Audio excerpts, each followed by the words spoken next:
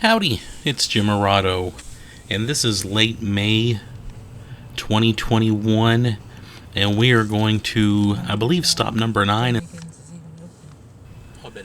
on the Battle of Mill Springs driving tour, which I put up another video on YouTube of us going to the first 8 stops on that tour and also going to the visitor center / museum. And getting to the 9th stop, it's actually a good ways out of the way. So we did that on another day. And just so you know, this is the gift shop at the mill. And it was, well, I'll read you a little bit about that, but I wanted you to see inside of the gift shop because I thought it was pretty cool. But there is a sign on the door of the gift shop, and this gift shop is right by the mill. But there's a little sign that notes, constructed in 1877, the historic Mill Springs Mill is listed on the National Register of Historic Places. In 1963, the Monticello Women's Club and other civic organizations, with the aid from Kentucky Department of Highways, reactivated the mill. In 1973, the mill was designated as a National Historic Site, and in 1976, a major restoration to the structure and grounds was completed by the U.S. Army Corps of Engineers. Check out the mill and gift shop. And anyway, that's on the. There's a movie over there. That's a sign right by the gift shop. And just to give you a little bit more information from Wikipedia, it notes there is also a small frame building formerly used as a granary, which is presently used by the Women's Club as a gift shop. And we stopped by there. I bought some postcards and something to drink. If you go to the mill, make sure you spend some money there. It's ran by volunteers from that women's club, and I believe they just raise money to kind of help things move along there. I also bought some of the cornmeal that was ground. I believe they said 2 or 3 days earlier at the mill, and this is a working mill. Unfortunately, we were here on a day. Actually, they were going to have it up and running in a few hours, but we were going to be out of the area at that time. We kind of messed up our timing on this trip a little bit. We didn't get to see the mill in action, and we did not get to take a tour of the house beside it. So we're already talking about coming back here on another day, so I'm sure I'll put up another video at some point in the near future after we have a moment to go back out and check out this great location again.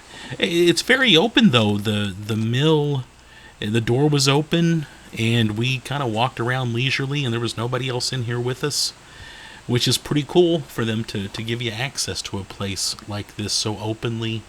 A fella did come in later, and he was doing some maintenance type stuff, and he was pleasant. But yeah, there's a lot of access here. Make sure if you take your kids, you keep an eye on them. Yeah, I love this sort of thing, and as we'll see later, it's in a very, very scenic area. There's a picnic table we found between some of the water and the mill, and we thought, man, how great would it be to bring a picnic lunch out here and just enjoy it in that setting. You'll see it here in a moment.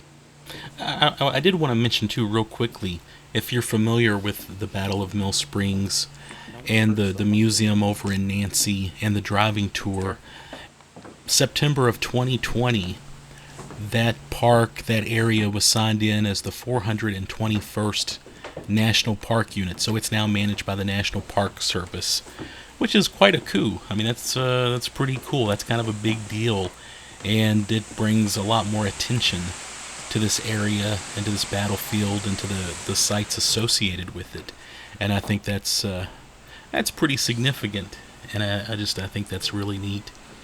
And let me go ahead and I'll read to you a little bit about the battle as you're looking at the mill here. The Battle of Mill Springs. This is from a historic marker near the mill. The Confederates take the offense. The Confederates had been in Mill Springs less than a month when 2 Union armies began moving on their position.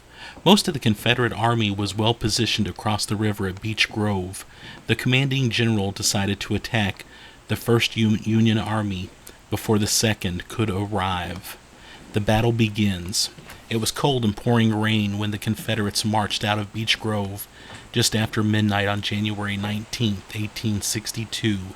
They found the Federals deployed on both sides of the Mill Springs Road, about 2 miles south of present-day Nancy. Part of the Confederate force deployed west of the road. The rest cut east and followed a deep ravine to a position below the Union soldiers. The Confederates in the ravine repeatedly charged the Federals at a split-rail fence atop the hill. Neither side gained any ground until a Union regiment west of the road executed a bayonet charge and got behind the Confederates in the ravine. The Confederate lines crumbled and the army raced toward Beech Grove. That night they escaped to Mill Springs, leaving artillery, wagons, horses, and supplies behind. The Battle of Mill Springs was the first major Union victory of the Civil War. It crushed the eastern end of the Confederate defense line in Kentucky and prefaced a series of Confederate defeats. Following another defeat in April at Shiloh, Tennessee, the Confederates withdrew to Mississippi. They never regained the ground they had lost. So yeah, that's just a kind of a brief summary, I guess, of the battle. And again, there's a lot to see over more towards Nancy, and they have them, they have those sites really well marked.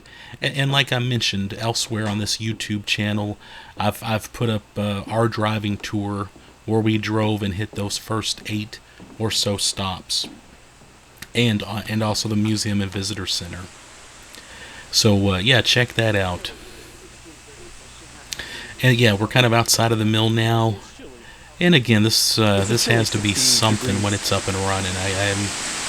I'm excited to check it out sometime in the near future. Lots of kind of nice wooden walking trails here, and yeah, just lots of running water through here. Obviously, you get that anytime around a mill like this, and it's yeah, just very relaxing and very calming, and I like that a lot. There's a pretty decent shot of the mill there. There's other mills around. I know if you go out to the Great Smoky Mountains, Great Smoky Mountains National Park, they've got a working mill, and they also sell. You can actually buy the cornmeal there also, and I think that's pretty neat. I always have to get that. It's kind of neat, eating food made with that cornmeal from something like that. Yeah, here's that picnic table I was talking about. Yeah, we're going to have to go back and, just like I said, take a picnic lunch and enjoy this area right here.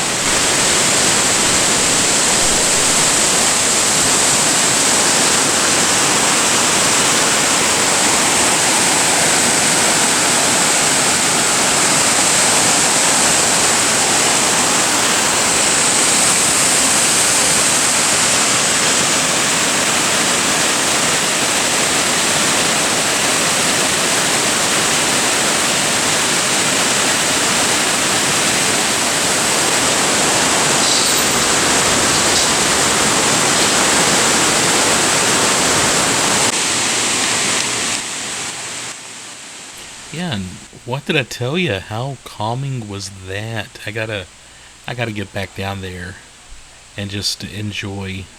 Like, you could do that on a Saturday. Just go down there and just enjoy the scenes and that sound of running water there. That's just really nice. Anyway, we're about to make our way up to the historic home, the Brown Lanier House.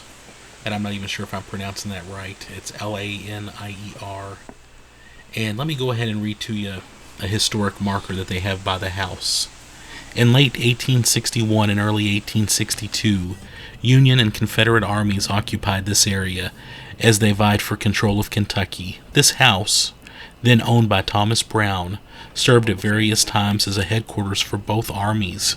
After the Union victory at the January 19, 1862 Battle of Mill Springs, it was a makeshift hospital where surgeons treated soldiers from both sides. Confederate and Union headquarters. Confederate General William H. Carroll made his headquarters here in early 1862. Tradition holds that Confederate General Felix Zollicoffer moved into the house just before the Battle of Mill Springs, where he lost his life. The Confederate Army was in full retreat when General George Bibb Crittenden, the Confederate commander, crossed the Cumberland and warily trudged up the Ferry Road. Here he made final preparations for the long retreat into Tennessee. The Confederates had hardly gone when Union General Mahlon Manson occupied the house. While here, Manson and his staff feasted on ham and other delicacies, abandoned when the Brown family fled their home. The Cannonball. At some time during the Civil War, artillery shells hit the Brown home. One shell passed through this house. A second smashed an inkwell before penetrating a hall door. R.L. Lanier later displayed the door in the window of his Monticello business. It remained there until destroyed by a fire in 1932. The Brown and Lanier families. Thompson C. Brown built this house about 1860. A merchant, farmer, and part owner of the mill, Brown was a rich man, but his financial situation deteriorated during the Civil War. In 1869, Brown sold the house to Lloyd Addison Lanier, who was married to Brown's sister, Amanda. Among his other pursuits, Lanier owned a successful river ferry. The house remained in the Lanier family until the 20th century. Today, it belongs to the Mill Springs Battlefield Association.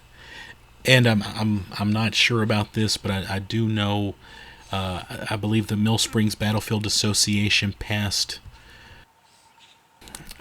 I don't know if they passed everything over to the National Park Service, but the National Park Service controls just about, I think most of this at this point. The mill is still ran by the Army Corps of Engineers.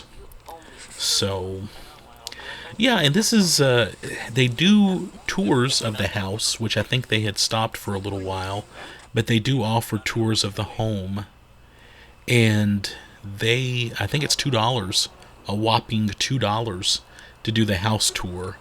And we were there a couple of hours before they opened, which is a shame because I really want to do this house tour. There's also a general store right by here. I think while I was reading the signs, we probably went by it. And it also was not open at the time we were there. But yeah, I think that general store has been there since like 1890. So I definitely want to go back and just soak up some of that history. Where else can you go and buy, cornmeal ground at a mill that's been there since the 1870s, and go to a general store in operation since the 1890s, and tour a home utilized extensively during the Civil War as a hospital and as a headquarters for both sides. That's pretty cool. And like I mentioned before, we did the other 8 stops on the driving tour one day, and that's a pretty full day, especially if you spend some time in the museum at the visitor center and take a little time walking around each site, reading the signs. That's a full day right there. And then doing the next couple of stops on the driving tour, to me, is a whole nother day in itself. In fact, we drove down mostly to see those 2 sites, and we really didn't get to do them as thoroughly as I would have liked to have. So we're going to come back, hopefully within the next month or so. We'll be back to hopefully take a house tour and to see that mill up and running and in action, and to actually step inside of that little general store. That would be really cool.